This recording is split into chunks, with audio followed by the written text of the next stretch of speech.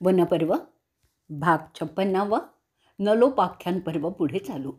बृहदस्व सांगतात, दमयंती नळाला वाकून नमस्कार करते आणि त्या देवांना वंदन करते. स्मितहास्य करत ती विचारते, अहो राजे, आपण माझ्यावर योग्य प्रकारे प्रेम करावं. आपण जे सांगाल ते मी करीन. मी आणि माझी दौलत सगळं तुमचं होईल.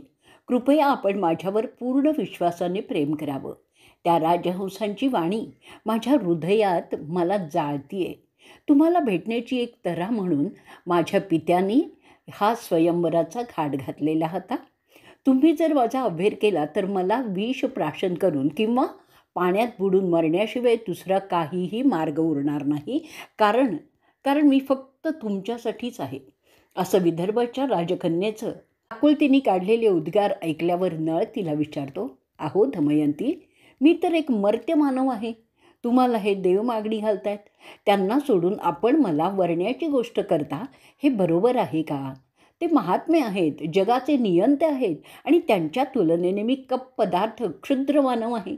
अशा परिस्थितीत मी काय करावं ते समजतच नाही आहे. तुम्ही जाणता आहातच की देवांचा राग ओढवून घेऊन मी मृत्यूलाच बोलवत आहे असं होत आहे. हे मात्र खरं आहे की मी तुझ्यावर तितकंच प्रेम करतो जितकं तू माझ्यावर करतेस. तरीही तू जरा परिस्थितीचा विचार करून तुझा निर्णय घ्यावास. कृपया मला जीवनदान दे आणि मी सदैव तुझ्या प्रेमातच राहीन, जरी आपण एकत्र नाही येऊ शकलो तरीही. तू ह्यापैकी एकाला पसंत कर आणि सुखी हो. तिथे जे तुला मिळेल ते माझ्याकडे निषादांचा राजा असलो तरी कसं मिळणार आहे? कोणत्या बाईला देवांशी लग्न करायला नाही आवडणार? हा अग्नी इथे तुझी वाट पाहत उभा आहे. तो सगळी पृथ्वी जाळून टाकू शकतो.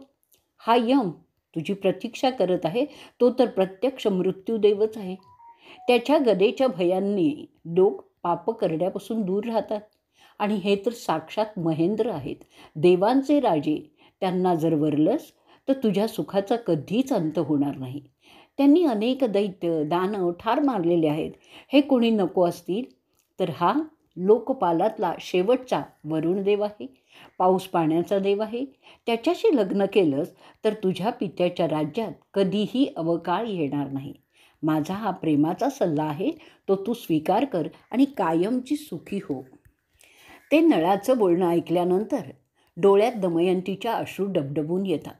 रडत रडत ती राजकन्या त्या लोकपाल देवतांना सांगते, अहो माझ्या देवांनो, मी तुम्हाला लावून नमस्कार करते. मी माझा जीवलग आधीच निवडलेला आहे. त्यात मी बदल करू शकत नाही, कारण ते पातिव्रत्याच्या विरुद्ध ठरेल. ती दमयंती नळाकडे पाहून सांगते की हा माझा जीवलग आहे. ते ऐकल्यावर तो म्हणतो, तुला जे योग्य वाटतंय ते करण्यास मोकळी आहेस. परंतु मी मात्र एकदा संदेशवाहक म्हणून इथे आलेला असल्यामुळे त्यापेक्षा दुसरं काहीही आत्ता करू शकत नाही.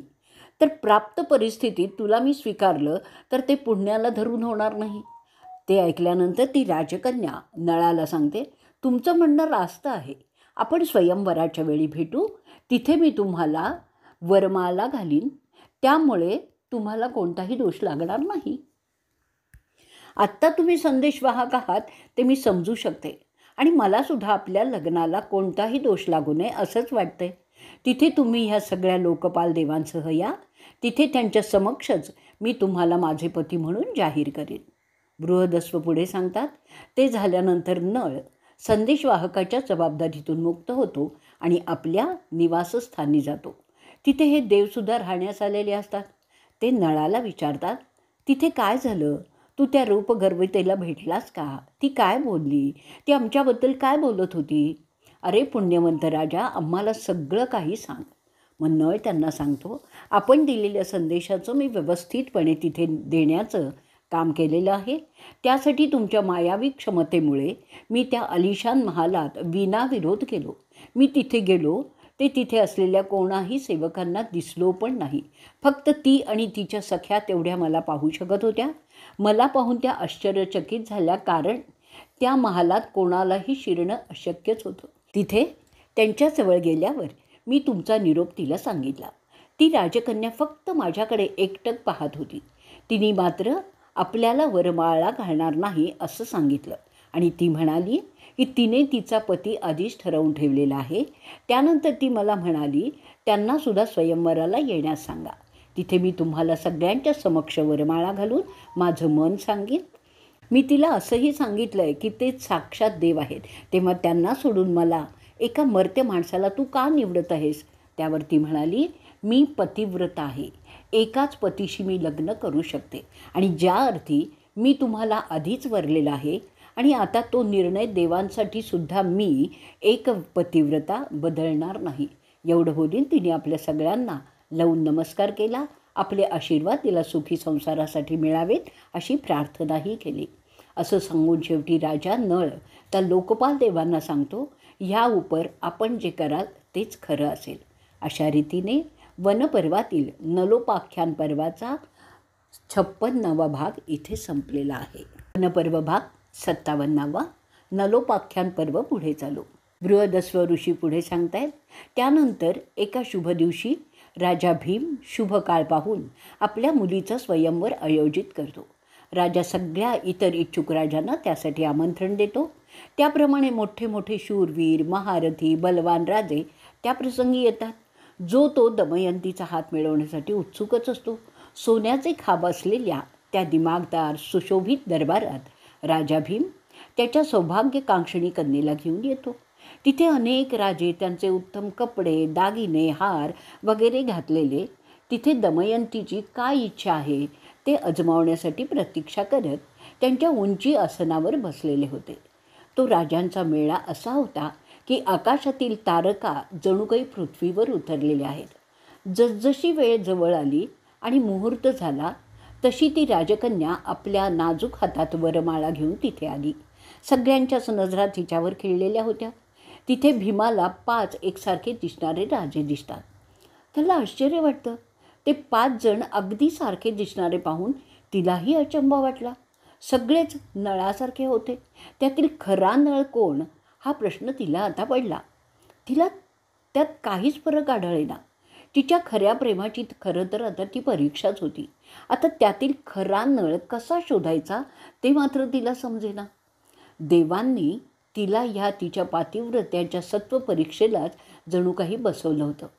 त्यातील एक मनुष्य आहे आणि इतर 4 देव आहेत. त्यातून माणूस कसा शोधावा ते तिला काही समजेना. त्यामुळे ती दुःखी झाली. बृहदस्व युधिष्ठिराला सांगत होते, अहो नृप, तिने ऐकलं होतं की देवांवर काही खुणा असतात, त्या माणसांना नसतात.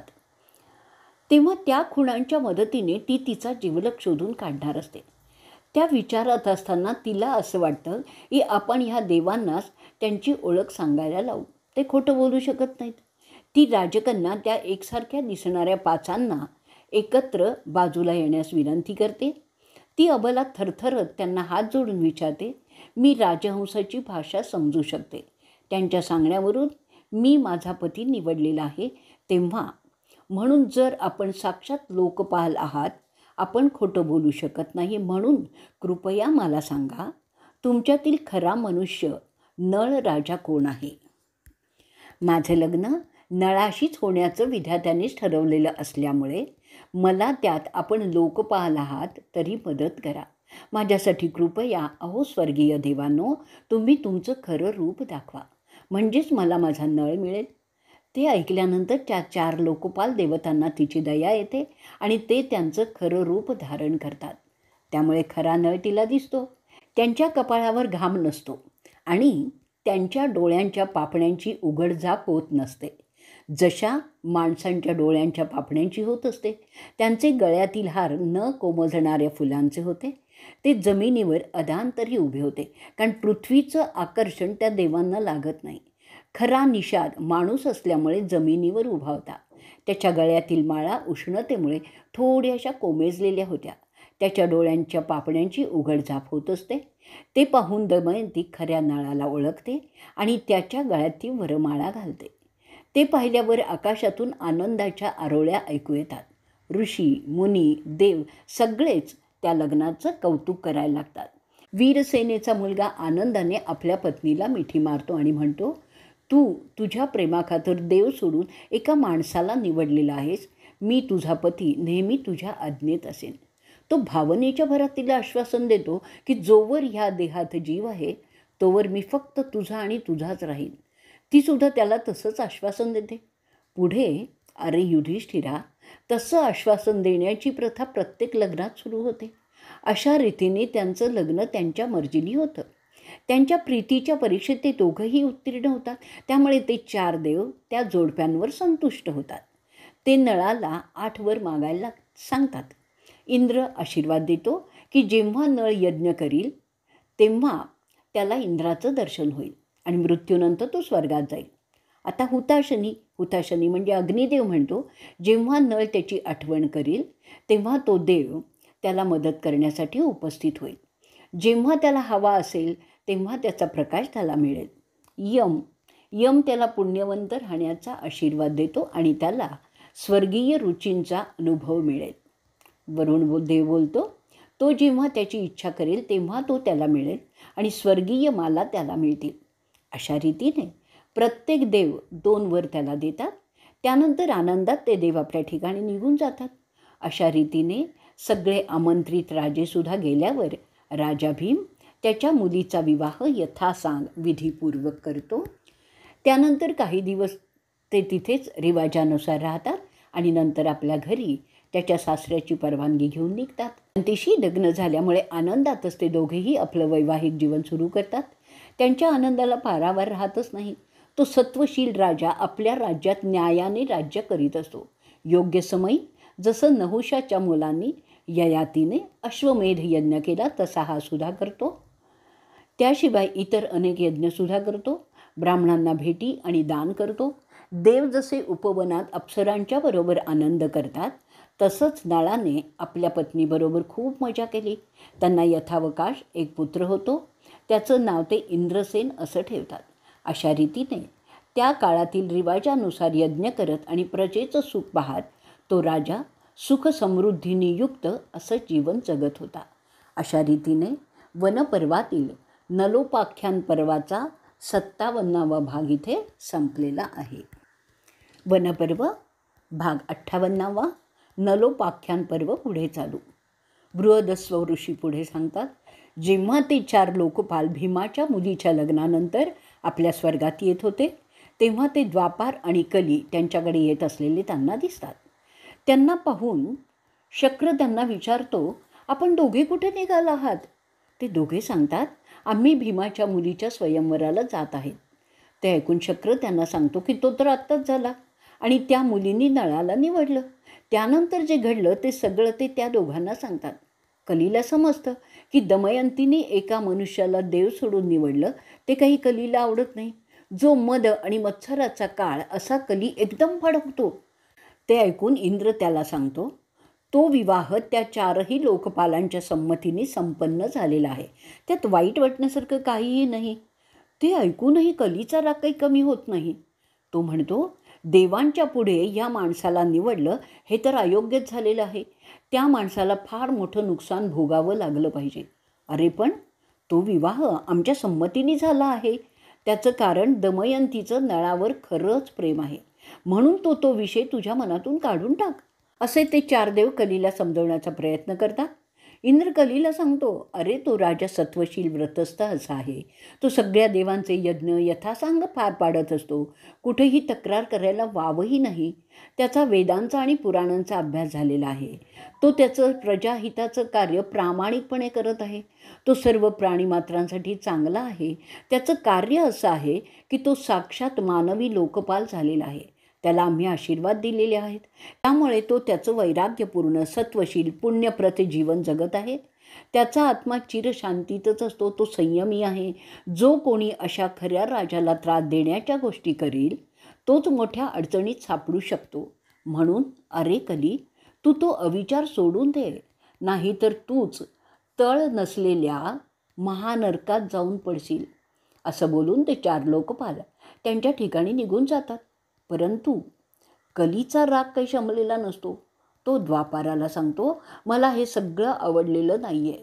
माझा क्रोधही कमी होत नाही आहे. त्या नळाला काहीतरी अद्दल घडवल्याशिवाय मला सुचायचंच नाही. मी असं करतो, त्याला पछाडतो आणि त्याच्या सात्विक मनात शिरून त्याची बुद्धी भ्रष्ट करतो. मग बघ काय होतं आहे ते. त्यांचं राज्य गेलं पाहिजे, तो रस्त्यावर आला पाहिजे. त्यासाठी एकच गोष्ट त्याच्याकडून मी करून घेईन आणि ती म्हणजे त्याला द्यूत खेळण्याचा नाद लावायचा आहे. तसं झालं की ती दमयंती त्याला सोडून जाईल. त्यासाठी द्वापारात तुला मात्र माझी मदत करावी लागेल. द्वापार त्याला आठवण करून देतो की अरे कली, आज त्रेताचं चालतं, मी सुद्धा अजून पुरेशा प्रमाणात कार्यरत झालेलो नाही आहे. अशा परिस्थितीत तू काही केलंस तर त्यासाठी तुला शिक्षा होईल अशी लोकपालांनी तुला ताकीदसुद्धा दिलेली आहे. मी तुला त्या कारणाने कोणत्याही प्रकारचं सहकार्य करणार नाही, फक्त बघ्याची भूमिका करीन. तुझं जेव्हा सुरू होईल तेव्हा तू जे पाहिजे ते कर, पण आत्ता नको. द्वापाराचं बोलणं ऐकून कली एक भयंकर हास्य करतो आणि म्हणतो, त्रेताला समजेल तेव्हा समजेल, तोपर्यंत मी माझं अद्दल घडवण्याचं काम करतच राहणार. माणसाला त्याची लायकी दाखवणं हेच तर माझं खरं कार्य आहे. मग ते मी त्रेतात काय किंवा द्वापारात काय किंवा माझ्या युगात काय, सगळं सारखंच आहे. तुझ्या सांगण्यावरून मी एक करीन ते असं की माझ्या हालचाली मंदपणे चटकन लक्षातही येणार नाहीत, अशा प्रकारे करीन. मग तर झालं. द्वापार समजतो की तो कली त्याचा स्वभाव सोडणार नाही. त्यानंतर कली द्वापारला सोडून पृथ्वीवर नळाच्या राज्याकडे जातो आणि अशा रीतीने वनपर्वातील नलोपाख्यान पर्वाचा 58वा भाग इथे संपलेला आहे. वनपर्व भाग 49वा, नलोपाख्यान पर्व पुढे चालू. बृहदस्व ऋषी पुढे सांगतात, अशा प्रकारचा कट कली करतो द्वापाराच्या बरोबर आणि नंतर राजा नळाच्या घरी जातो. नळाच्या कारभारात कुठे काही खोट मिळते का ते तो पाहत असतो. त्याला काहीही खोट मिळत नाही. त्यासाठी कली निषादाच्या राज्यात बरीच वर्ष फिरत असतो. अशी 12 वर्षे जातात. सरते शेवटी कलीला एक खोट सापडते. ते असं होतं, एके दिवशी राजा नळ त्याचं प्रातःकाळचं शौच मुखमार्जन केल्यानंतर तो निषादांचा राजा अर्घ देण्यासाठी पहाटेची प्रार्थना करण्याच्या ऐवजी चुकून संध्याकाळची प्रार्थना करतो आणि ते सुद्धा हातपाय न धुता तो ती करतो. कदाचित तो त्याच्या कारभाराच्या गरजेनुसार तसं करतो. तेवढी खोट कलीला पुरेशी असते आणि तो नळाच्या शरीरात प्रवेश करतो आणि थेट त्याच्या मेंदूचा ताबा घेतो. आता नळाला माहीत नसतं की कलीने त्याला पछाडलेलं आहे. ते केल्यानंतर कली नळाचा लोभी भाऊ पुष्कराकडे जातो आणि त्याला सांगतो की नळ राजाला दूत खेळण्याची इच्छा झालेली आहे. कली पुढे त्याला सांगतो की माझ्या कृपेमुळे तू नळाला द्यूतात हरवशील. त्या नळाला हरवल्यानंतर तू त्याचं सगळं राज्य त्याच्याकडून काढून घेशील, जिथे तो राजा नळ राज्य करीत आहे. कली पुष्कराला आग्रह करतो म्हणून तो पुष्कर नळाला भेटतो. द्यूत खेळण्याचं त्याला आमंत्रण देतो. त्याच्याबरोबर द्वापारसुद्धा काय होतंय ते पाहण्यासाठी तिथे जातो आणि स्वतः फासा बनतो, ज्याचं नाव वृष असतं. पुष्कर नळाला त्याच्या पत्नी समक्ष आव्हान देतो की तो पुष्कराला हरवू शकणार नाही. कलीच्या बुद्धिप्रवेशामुळे नळाच्या मनात गर्विष्ठपणा उत्पन्न झालेला असतो आणि त्या भरात तो ते आव्हान स्वीकारतो. द्यूत खेळण्याची वेळ ठरते. खेळ सुरू होतो आणि नळ कलीच्या प्रभावामुळे प्रत्येक खेळ हरायला लागतो. नळाचे कारभारी, दरबारी असे सगळे त्याला दूत खेळण्यापासून परावृत्त करण्याचा प्रयास करतात. परंतु तुझ्यासारखा तो दुर्बुद्धीने भ्रष्ट झाला होता, कारण कली त्याच्या डोक्यात जाऊन बसला होता. जसजसा नळ हरत होता तसतशी त्याची दुर्बुद्धी त्याला आणखीन खेळण्यास प्रवृत्त करत होती. त्याचा सारथी दमयंतीच्याकडे जातो आणि तिला सांगतो की वेड लागल्यागत नळ द्यूतात एका मागोमाग एक एक असं राज्य हरत आहे, तरी त्याला द्यूत खेळण्यापासून परावृत्त करण्यात दरबारी अयशस्वी झालेले आहेत. म्हणून आपण स्वतः येऊन त्याला द्यूत खेळण्याचं थांबवावं असं सांगावं. तो तिला सांगतो. अशाने नळ सगळं वैभव घालवून बसेल. असा गुणी राजा द्यूताने अशा प्रकारे बरबाद होत आहे हे त्याच्या प्रजाजनांना पाहवत नाही. त्याचं दूत खेळणं पाहून हाच का तो न्यायी राजा असा प्रश्न पडत होता सगळ्यांना. त्याची बुद्धी अशी कशी फिरली म्हणून सगळे चिंता करत आहेत. भीमाची कन्या दमयंती ते पाहून दुःखाने व्यथित झालेली नळाला सांगते, अहो आता हा द्यूत खेळणं थांबवा. तुमचे प्रजाजन तुम्हाला आज्ञा करत आहेत की तुम्ही अशा रीतीने द्यूत खेळून राज्याचं नुकसान करू शकणार नाही. तो तुम्हाला हक्कच नाही आहे. हे राज्य तुमच्या मालकीचं नाही आहे. ब्रह्माच्या आदेशाप्रमाणे राजा हा प्रजेचा विश्वस्त असतो, मालक नाही. प्रजेला जे मंजूर नाही ते तुम्ही करू शकत नाही. हे नैतिकतेचं तत्त्व आपण कसं विसरलात? परंतु कलीच्या प्रभावाखाली गेलेला तो अभागी राजा तिच्या बोलण्याकडे लक्ष न देता द्यूतात आणखीनच राज्य आणि संपत्ती घालवत राहतो. राजाचं राणीवरील प्रेम सगळ्यांना माहिती होतं. तशात तो राजा तिचंही ऐकत नव्हता. ते पाहून सगळेच हताश झाले आणि आपापल्या घरी निघून गेले. अशा रीतीने द्यूताचं वसन लागल्यासारखा तो एरवी सत्वशील असलेला राजा कलीच्या प्रभावाखाली पुरता भ्रष्ट झाल्यासारखा कित्येक सप्ताह द्यूत खेळत होता आणि प्रत्येक वेळी हारत होता. अशा रीतीने वनपर्वातील नलोपाख्यान पर्वाचा 59वा भाग इथे संपलेला आहे. वनपर्व भाग 60वा, नलोपाख्यान पर्व पुढे चालू. बृहदस्व ऋषी पुढे युधिष्ठिराला सांगतायत, भीम राजाची शांत स्वभावाची कन्या आपल्या पतीची ही अवस्था पाहून नवल करते. हे कसं झालं? इतका नीतिमान राजा वैश्यांच्या छंदात कसा काय फसला? द्यूताचा ना त्याला कसा लागला की तो माझंसुद्धा ऐकेना? तिला हा काही वेगळा प्रकार आहे असा संशय येतो. आपल्या पतीच्या ऱ्हासाची तिला कल्पना आली होती, परंतु त्याचं कल्याण त्यातल्या त्यात किती करता येईल तेवढंच करण्याची पराकाष्ठा ती करत असते. ती राणी तिच्या खास दासीला बोलवते आणि सांगते, अगं बृहत्सेना, जाऊन सगळ्या कारभाऱ्यांना काय होत आहे त्याची कल्पना दे. जे वाचवता येईल ते वाचवण्यात तिला त्यांनी मदत करावी अशी ती त्यांना आर्जव तिच्या दासीच्या मदतीने करते. तिची विनंती ते मान्य करतात आणि त्याप्रमाणे जे जमेल ते राज्यातून बाहेर हलवण्याचा प्रयत्न करायला लागतात. ते जेव्हा नळाला समजतं तेव्हा तो कलीच्या प्रभावाखाली असलेला त्याला विरोध करतो. त्यानंतर जेव्हा तिला समजतं की नळ त्यांना विरोध करत आहे तेव्हा ती त्याला द्यूत थांबवण्यास सांगते, पण नळ ते मानतच नाही आणि द्यूतात रमत राहतो. तेव्हा ती तिच्या सारथ्याला वर्षनेयाला बोलवते आणि आपली 2 मुलं इंद्रसेन आणि इंद्रसेना यांना घेऊन आपल्या पित्याकडे जाण्यास सांगते. ती नर्षनेयास बोलते की राजाने तुझं भलं नेहमीच केलेलं आहे. आज त्याची परिस्थिती बिघडलेली आहे. तेव्हा तू माझ्या मुलांना घेऊन माझ्या पित्याकडे जा आणि त्यांना तिथे सोडून ये. दररोज खेळल्या जाणाऱ्या द्यूतात नळ सतत पुष्कराकडून हारत होता. त्यामुळे त्याची सांपत्तिक परिस्थिती प्रत्येक दिवशी अधिकाधिक बहाल होत होती. एवढी अवस्था झाली होती तरीही पछाडलेला राजा सतत द्यूत खेळतच होता. तो कोणाचंच काही ऐकत नव्हता. द्यूतात फसलेला माणूस दैववादी होतो आणि त्यापेक्षा जास्त म्हणजे त्याच्या प्रतिष्ठेचा प्रश्न उभा होतो. केव्हा तरी मी जिंकेन ह्या एका भरवशावर तो माणूस द्यूत खेळत राहतो. त्यात कधीच तो जिंकत नाही तरीही तो खेळत राहतो. ते एक प्रकारचं व्यसनच होतं. जसं तुझं झालेलं आहे. विनाशकाले विपरीत बुद्धी अशीच त्याची अवस्था झाली होती. ती सांगते, तिच्या 2 मुलांना घेऊन तो कुंदीनकडे निघून जा. तिथे ते माझ्या नातेवाईकांबरोबर सुरक्षित होतील. त्याबरोबर ते चांगले घोडे आणि रथसुद्धा घेऊन जातो, म्हणजे ते तरी निदान सुरक्षित होतील. नळाची परिस्थिती फारच बिकट झालेली होती, परंतु ते त्याच्या लक्षातच येत नव्हतं. त्यानंतर तो प्रामाणिक सारथी नळाची सेवा सोडून इतरत्र भटकत जात अखेरीस अयोध्या नगरीला जातो. तिथे तो तेथील राजा ऋतुपर्णाकडे जाऊन त्याच्याकडे सारथ्य करण्याची नोकरी घेतो. अशा रीतीने वनपर्वातील नलोपाख्यान पर्वाचा 60वा भाग इथे संपलेला आहे. वनपर्व भाग 61वा, नलोपाख्यान पर्व पुढे चालू.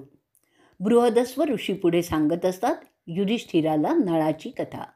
वर्षनेय गेल्यानंतर पुष्कर नळाचे सगळं राज्य द्यूतात जिंकतो.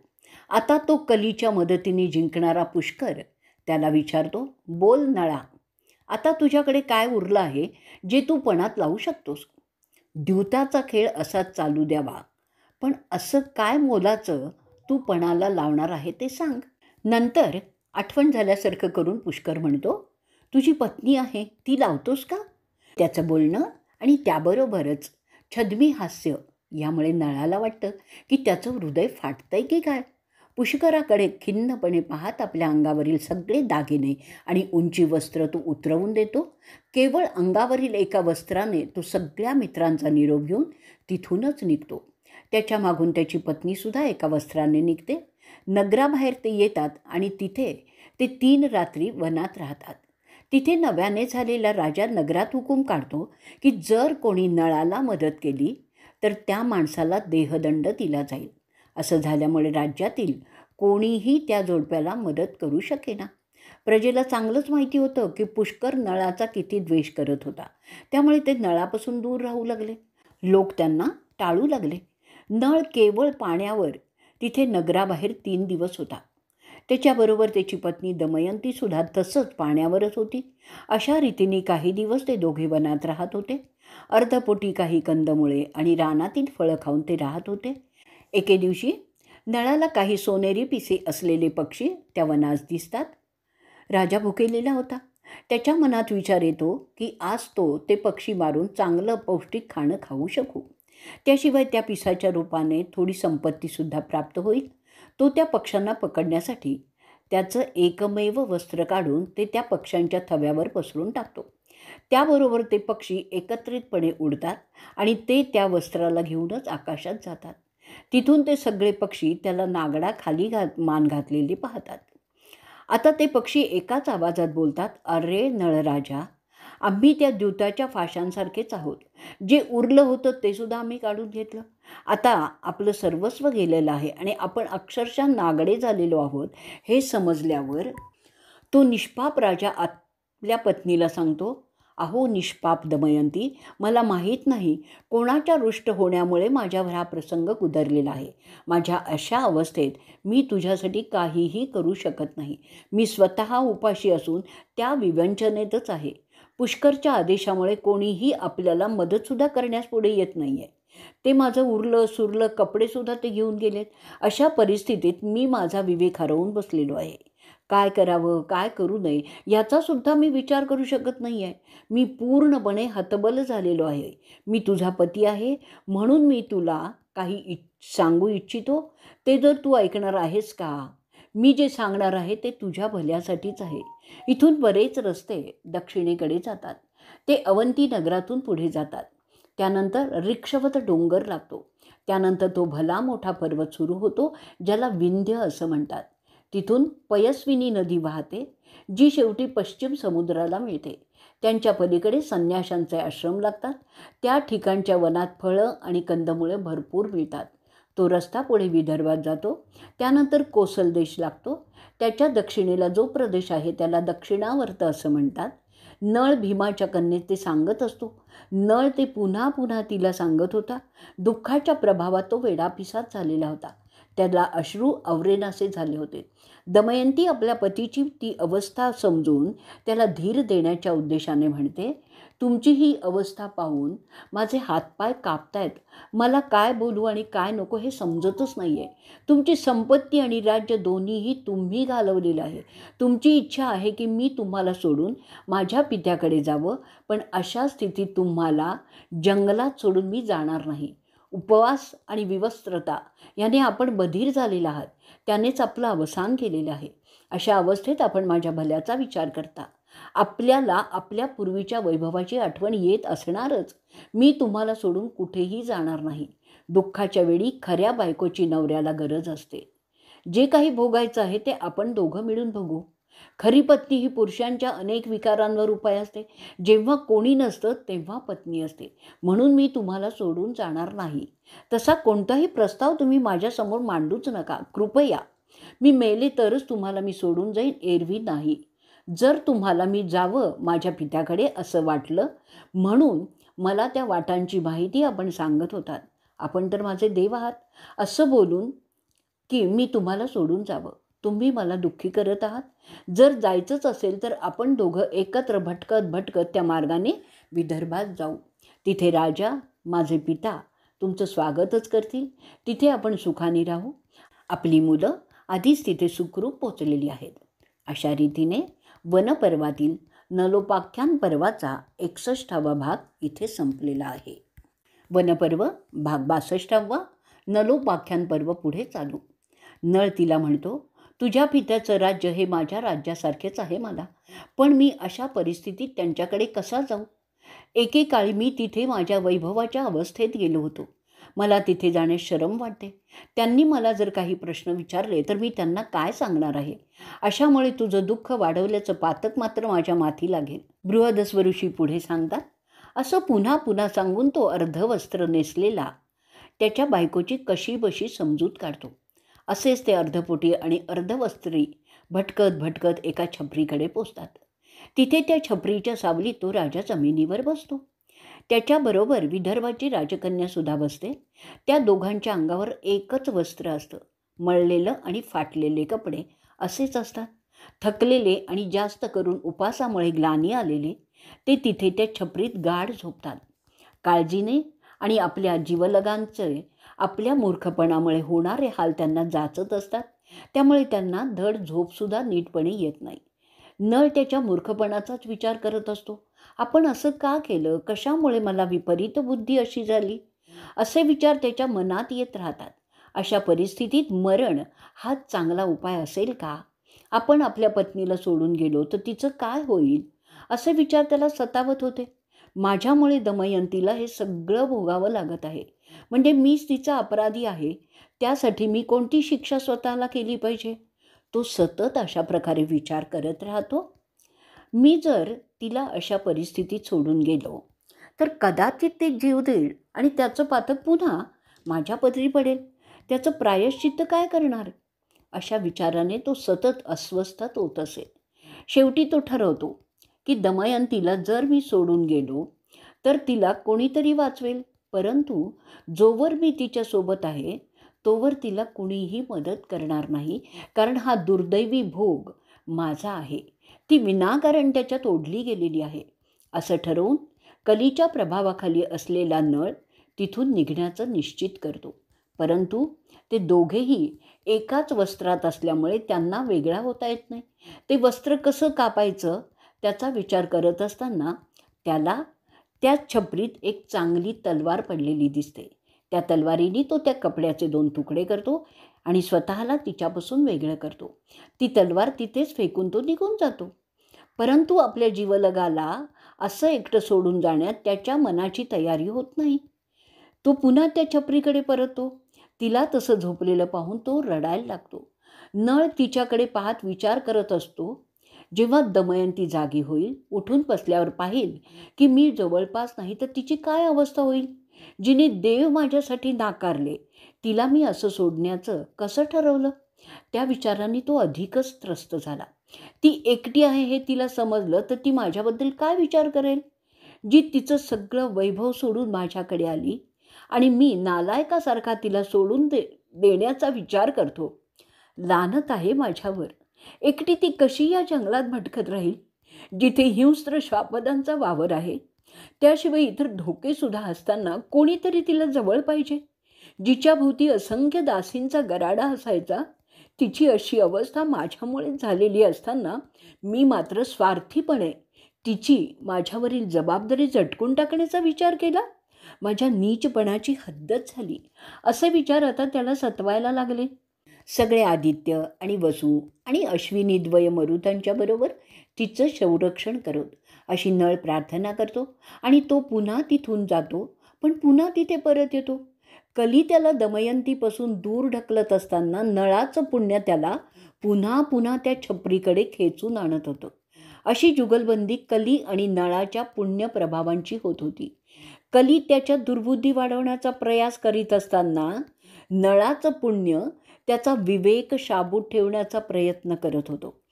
त्या द्वंद्वाची कल्पना नसलेला तो राजा गोंधळलेल्या अवस्थेत तिथे घुटमळत राहता. अखेरीस कलीची जीत होते आणि नळ आपल्या पत्नीला तिथे एकटं सोडून तिथून निघून जातो. अशा रीतीने वनपर्वातील नलोपाख्यान पर्वाचा 62वा भाग इथे संपलेला आहे. वनपर्व भाग 63वा नलोपाख्यान पर्व पुढे चालू. बृहदस्व ऋषी पुढे सांगतायत की अरे राजा युधिष्ठिरा, नळ तिथून गेला. दमयंती झोप संपल्यावर जागी होते. त्या जंगलात ती स्वतःला एकटी असल्याचं समजतं, कारण तिचा नवरा तिला सोडून गेला होता. दमयंतीला समजतं की आपला नवरा आपल्याला सोडून गेलेला आहे. ते समजतात ती मोठ्यांदा किंचाळते आणि त्या नीरव शांत असलेल्या जंगलात तिचाच आवाज मोठ्याने घुमतो. मी हरवलेली आहे, माझा पती कुठे आहे, असं ओरडत ती सुटते. ती नळाला उद्देशून ओरडत असते, तू अशा रीतीने मला कसा सोडून गेलास? तुझ्याशी प्रामाणिक असलेल्या पत्नीला तू जो शब्दांचा पक्का आहेस, कसा काय असं करू शकतोस?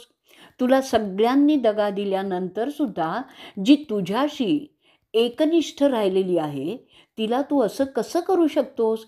त्या लोकपालांच्या समोर तू मला जन्मभर साथ देण्याचं आश्वासन दिलं असताना तू असा मला सोडून गेलास कसा? तू सोडून गेल्यानंतर मी अजून जिवंत आहे, कारण आम्ही मर्त्य ठरलेल्या वेळीच मरत असतो.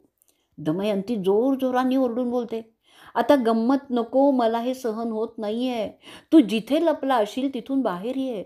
मला फार भीती वाटते आहे. तुला माहीत आहे मला एकटेपणाची सवय नाही आहे. इतका कसा तू क्रूर झालास माझ्याशी? जवळ ये आणि मला आधार दे. मला तुझी काळजी वाटते, कारण मी समजू शकत नाही. तू एकटा कसा माझ्याशिवाय दिवस काढशील? त्या झाडांखाली उपाशी बसलेलं कसं तुला पाहिल्याशिवाय मी राहणार? त्यानंतर दुःखातिरेकाने ती राजकन्या बेहोश होऊन पडते. त्याआधी ती शाप देते की ज्याने माझ्या नवऱ्याची बुद्धी फिरवली आणि त्यामुळे आम्हाला हे दिवस भोगावे लागत आहे, तो याहूनही जास्त दुःख भोगेल. शुद्धीवर आल्यावर ती भीमाची कन्या त्या जंगलात तिचा नळ शोधण्यास सुरुवात करते. ती त्या वनात एकटीच वेड्यासारखी भटकत राहते, तिच्या नवऱ्याच्या शोधात. अशी ती शोक करत फिरत असताना एका प्रचंड आकाराच्या नागाच्या जवळ ती येते. तो अजगर भुकेलेला होता. त्याला बरेच दिवस काही खाण्यासाठी मिळालेले नव्हतं. तो तिच्यावर झडप घालतो आणि दमयंतीला त्याच्या विळख्यात पकडतो. दमयंतीला काय होत आहे त्याचं भानच नव्हतं. ती अजूनही नळासाठी शोक करत असते. ती बोलत असते, अहो जरा माझ्याकडे या, मला अजगराने पकडलं आहे, मला वाचवायला तरी या. काय तुम्ही मला इतक्या लवकर विसरलात का? हा वनातला अजगर आहे, तो मला गिळून टाकेल. मला माहीत आहे तुम्हाला कशाने तरी पछाडलेलं आहे, म्हणून तुम्ही असे विचित्रपणे वागत आहात. परंतु जेव्हा ते उतरेल तेव्हा तुम्ही पुन्हा तुमची सद्बुद्धी मिळवाल आणि तुमचं वैभवसुद्धा परत येईल. त्यावेळी तुम्हाला माझी निश्चितपणे आठवण येईल. तेव्हा जर मी नसेन तर तुमचं कसे चालेल याचा विचार करा. तुमची काळजी कोण घेणार माझ्याशिवाय? तुम्हाला माहीत आहे ना की तुमचं माझ्याशिवाय सगळ्या कामात अडकतं. असं असताना तुम्ही मला सोडून कसे गेलात? अशा प्रकारे ती ओरडत रडत असताना एक शिकारी त्या बाजूला येतो. तो पाहतो ते अजगराने एका महिलेला त्याच्या विळख्यात पकडलेला आहे. तो शिकारी चटकन आपल्या धारदार सुरीने त्या अजगराचं तोंड छाटून टाकतो. त्याबरोबर त्याचा विळखा सैल होतो आणि ती दमयंती त्याच्या विळख्यातून बाहेर येते. तिच्या अंगावर पाणी शिंपून तिला खाण्यास देऊन तो तिची विचारपूस करतो. तो दमयंतीला विचारतो, तू कोण आहेस? इथे कशी आलीस? तू कशी अशा वाईट अवस्थेत आलीस? अशा प्रकारे विचारण्या झाल्यावर ती अभागिनी ध्यानावर येते. त्यानंतर ती त्या शिकाऱ्याला जे काय घडलंय ते सगळं सांगते. तिचं विलक्षण सौंदर्य तो न्याहाळतो. त्यांची वासना उफाळून येतो. तो तिला पटवण्यासाठी तिच्याशी गोड बोलायला लागतो. ते पाहून ती त्याचा उद्देश समजते. त्यामुळे ती क्रोधाने लाल होते. परंतु त्याची पर्वा न करता तो शिकारी तिच्यावर बळजबरी करण्याचा प्रयत्न करतो. परंतु ती त्यांना दाद देत नाही. ती मोठ्यांदा ओरडून बोलते, मी माझ्या नवऱ्या व्यतिरिक्त कोणाशीही संबंध घेणार नाही, म्हणून हा नीच माणूस या क्षणी मरून पडेल. अहो युधिष्ठिर, मी तुम्हाला काय सांगणार? त्या पतिव्रतेच्या त्या शापामुळे तो व्याध तत्क्षणी मृत होऊन जमिनीवर कोसळून पडतो, जसं जळणाऱ्या झाडाच्या लाकडाचा ओंडका पडावा. अशा रीतीने वनपर्वातील नलोपाख्यान पर्वाचा 63वा भाग इथे संपलेला आहे.